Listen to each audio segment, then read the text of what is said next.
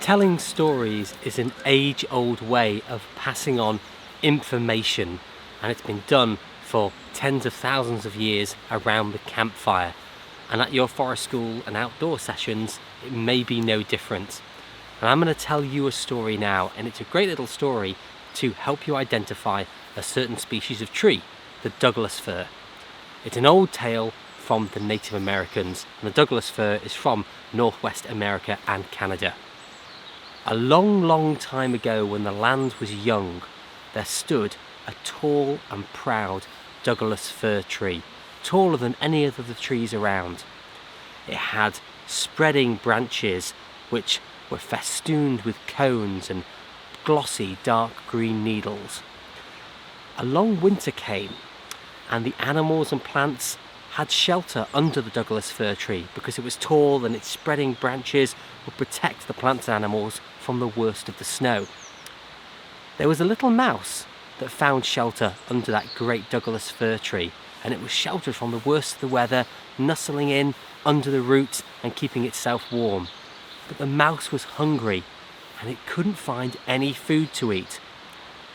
The Douglas fir took pity on the little mouse and said, "Come, little mouse, climb up my trunk, scamper across my branches all the way to the tips where you will find my cones, and there, nestled in between the scales of the cones, you will find the seeds, and you can eat those through the winter and keep yourself healthy."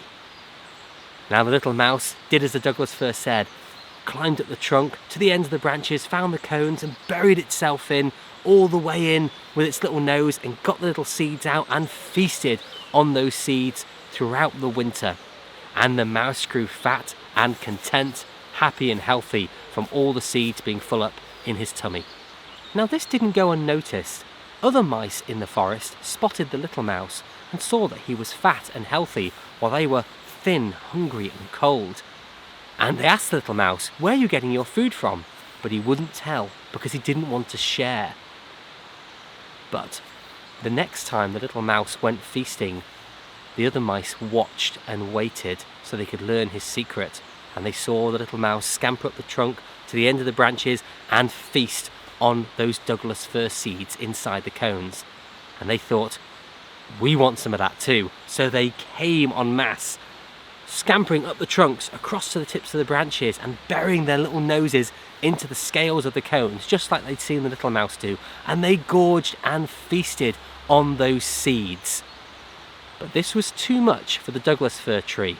Too many of the seeds were being taken. Things were out of balance. And so the tree shook and trembled, and the cones snapped shut. And as the scales snapped shut, all the little mice that were feeding in those cones were trapped. And their little back legs and tails were the only things sticking out from between the cone scales.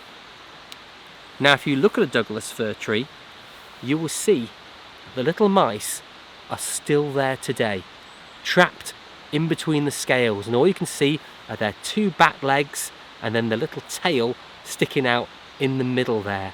Look for it yourself, and looking for those little trapped mice is a great way to teach kids and adults how to recognise the cone of the Douglas fir tree.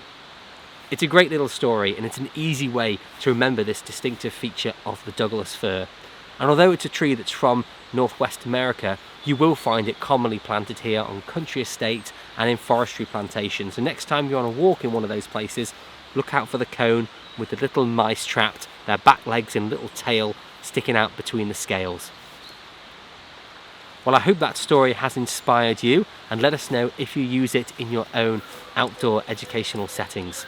That's all for this time, and I'll see you again soon in the woods.